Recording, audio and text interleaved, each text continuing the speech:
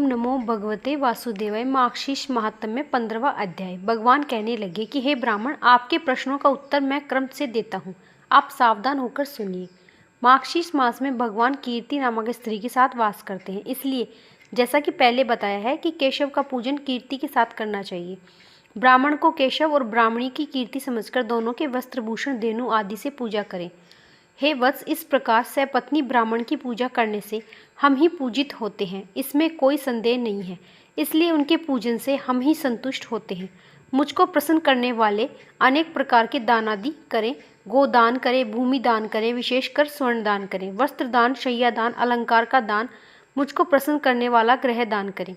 समस्त दानों से 3 दान शेष कहे गए हैं, एक पृथ्वी से, दूसरा गो और तीसरा विद्या दान। इन तीनों दानों से मुझको अतुल प्रसन्नता होती है। अतः मार्गशीर्ष मास में इन तीनों दानों को अवश्य करना चाहिए। हे अनादि, मैंने स्नान की विधि पहले ही बताई थी। इस मास में पूजन, स्नान और दान करना ही विधान कहा है, इसमें कुछ भी संशय नहीं है। जो भक्त समस्त मार्गशीर्ष मास व्रत करके बिता देता है और ब्राह्मणों को भक्ति से भोजन कराता है, वह समस्त पापों और व्याधियों से मुक्त हो जाता है। वह खेती में अधिक धनवान और बहुत धान्य वाला होता है। इसमें विशेष कहने से क्या, मैं तुमको अत्यंत बात कहता हूँ। अग्नि और ब्राह्मण यह दोनों ही मेरे मुख से उत्पन्न हुए हैं, परंतु जितना ब्राह्मण का मुख श्रेष्ठ है उतना अग्नि का नहीं। हे सूत, ब्राह्मणों के मुख में आहुति देने से कोटि गुणा अधिक फल होता है, क्योंकि जो मेरा अग्निमुख है वह ब्राह्मणों के अधीन कहा है और ब्राह्मण सदैव स्वतंत्र है। अतः हे सूत, चंद्रमा के समान उज्ज्वल चीनी और घी सहित खीर ब्राह्मणों के मुख में आहुति दे, यह मुझे अत्यंत प्रसन्न कर देने वाली है। यदि स्त्री पुत्र आदि सुख की इच्छा है तो ब्राह्मण के मुख में आहुति देनी चाहिए, यह मेरी प्रसन्नता है। मुझको प्रसन्न करने के लिए सुंदर लड्डू, कोक रस से सेतु, फेनी, घृत, कपूर का हवन कराएं। मार्गशीर्ष मास में सुंदर और सुगंधित युक्त अच्छे सफ़ेद कमल के समान चावल और मूंग की दाल जिसमें सुगंधित घृत खूब अधिक डाला गया हो, उसको ब्राह्मण के मुख में होम करो अर्थात खिलाओ। हे सूत, दूध, घी, खारीक, 4 फल, मिश्री, कपूर, नारियल डालकर सुंदर पाक बनाए। मार्गशीर्ष मास में ब्राह्मणों के लिए मनवांछित सुंदर और शुद्ध व्यंजनों को बनाएं तथा हे सूत, सुंदर शिखर बनाएं और जो भोजन ब्राह्मणों को अति प्रिय हो उसको बनाकर परम श्रद्धा से ब्राह्मणों को भोजन कराएं। जैसे जैसे ब्राह्मण रस स्वाद पूर्वक भोजन करते हैं, वैसे ही पृथ्वी पर मुझको अत्यंत दुर्लभ प्राप्त होती है। अतः हे तात, ऐसा जो भी करने से ब्राह्मण प्रसन्न हो वह करें, क्योंकि ब्राह्मणों के प्रसन्न होने से ही मैं प्रसन्न होता हूँ, इसमें कोई संशय नहीं। हे चतुर्वर्ण, यदि ब्राह्मण क्रोध करे या मारे तो भी मेरी प्रीति के लिए उनको नमस्कार ही करना चाहिए। हे पुत्र, नित्य ऐसा करना और मार्गशीर्ष मास में विशेष करके करना। आपको जो भोजन के लिए पूछा सो मैं उसका उत्तर तुमको देता हूँ। मेरे भक्त को मेरा प्रसाद भोजन करना चाहिए। वह प्रसाद पापियों को भी पवित्र करने वाला और मुक्ति का फल देने वाला है। जो प्रतिदिन मुझको अर्पण करके शेष प्रसाद का भोजन करता है, वह एक एक दाने में सैकड़ों चंद्रायण व्रत के पुण्य फल को प्राप्त होता है।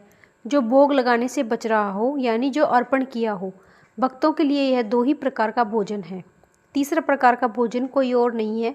यदि इनके अतिरिक्त कोई भोजन करता है तो उसको चंद्रायण व्रत करना चाहिए। जो मुझको अर्पण किए बिना अन्न जल कुछ भी भोजन करता है, वह अन्न स्वान विष्टा के और जल मदिरा के समान होता है। इसलिए हे पुत्र, अन्न जल तथा औषधि पहले मुझे अर्पण करके भक्तजनों को पश्चात परम भक्ति से भोजन करना चाहिए, क्योंकि वह प्रसाद अपवित्र हो तो भी पवित्र करने वाला होता है। मेरा प्रसाद पापियों को भी तीर्थ यज्ञ आदि का फल देने वाला, कली के दोषों को नाश करने वाला और सुंदर गति को देने वाला कहा है। दूसरे देवताओं का नैवेद्य खाना और भक्तों का पकवान खाना नरक में ले जाने वाला होता है। अब मैं तुमसे बोलने का जो प्रकार कहा है सो कहता हूँ, तुम सावधान होकर सुनो। मैं तुम्हारी प्रसन्नता के लिए गुप्त से गुप्त बात कहता हूँ, यह मेरी प्रतिज्ञा है, जिसको सुर और असुर भी नहीं जानते। मन, वचन और कर्म से जो मेरी प्रिय लक्ष्मी को प्राप्त कर लेता है, मार्गशीर्ष मास में विशेष करके मेरा नाम कहना चाहिए और मुझको प्रसन्न करने वाला कृष्ण कृष्ण कहना उचित है।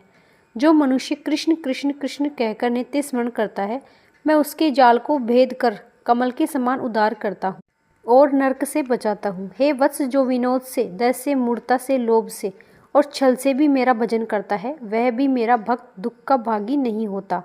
जो मनुष्य मृत्यु के समय कृष्ण नाम का पाठ करते हैं, वे पापी होने पर भी यमराज को नहीं देखते। जिन्होंने प्रथम अवस्था में समस्त पापों को किया है, परंतु अंत समय में कृष्ण का नाम स्मरण करते हैं वह निसंदेह मेरे समीप आ जाते हैं। मरण के समय जो प्राणी वश होकर भी नमः कृष्णाय कहते हैं, ऐसा करने से अवश्य विष्णु पद के भागी होते हैं और यमराज उसको दूर से स्वर्ग को जाते हुए देखते हैं। कृष्ण कृष्ण कहता हुआ शमशान मार्ग में मरता है वह अवश्य मेरे पास आता है। जिनके मेरे भक्तों के दर्शन से कहीं भी मृत्यु हो जाती है वह बिना मेरे स्मरण के भी मुक्ति का भागी हो जाता है। हे पुत्र, प्रज्वल पाप रूपी अग्नि का भय मत करो, क्योंकि उसका श्री कृष्ण नाम रूपी मेघ से उठे हुए जल बिंदु से शमन हो जाता है। कली काल रूपी सर्प के तोषण दाढ़ का क्या भय है, जो कि कृष्ण रूपी काष्ठ से उठी अग्नि से जलकर नष्ट हो जाता है।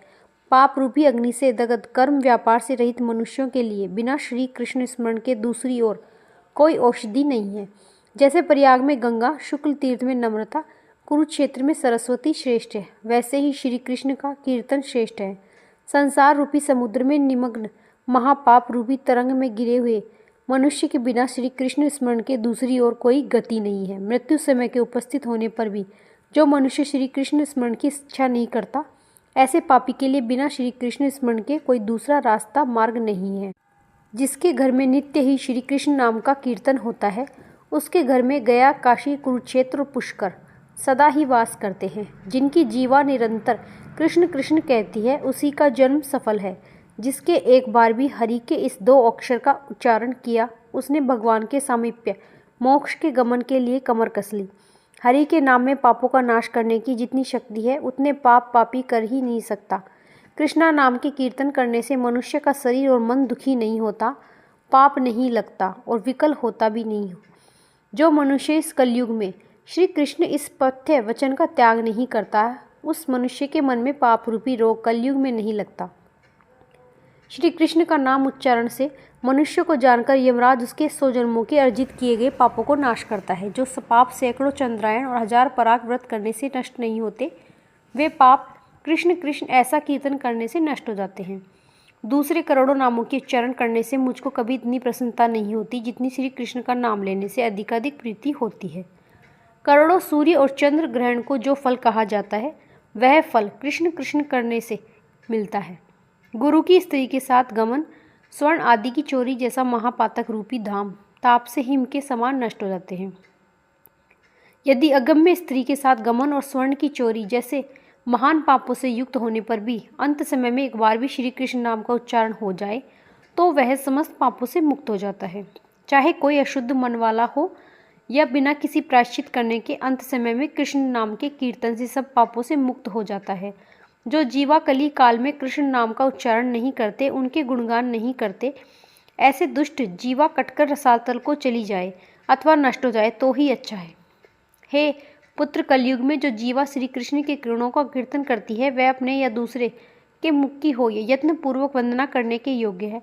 जो जीवा दिन रात रात्रि में श्री कृष्ण के गुणों का कीर्तन नहीं करती, वह उस मनुष्य के मुख में जीवा के रूप में पाप वाली लता कही जाती है। जो जीवा श्री कृष्ण कृष्ण कृष्ण कृष्ण भगवान नाम का उच्चारण नहीं करती, वह रोग रूपिणी जीवा है।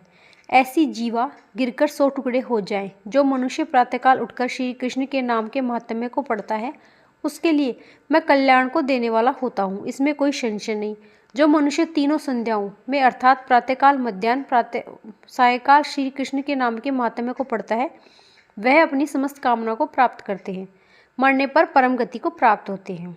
इति श्री स्कंद महापुराण मार्गशीर्ष महात्म्य 15वां अध्याय समाप्त। राधे राधे।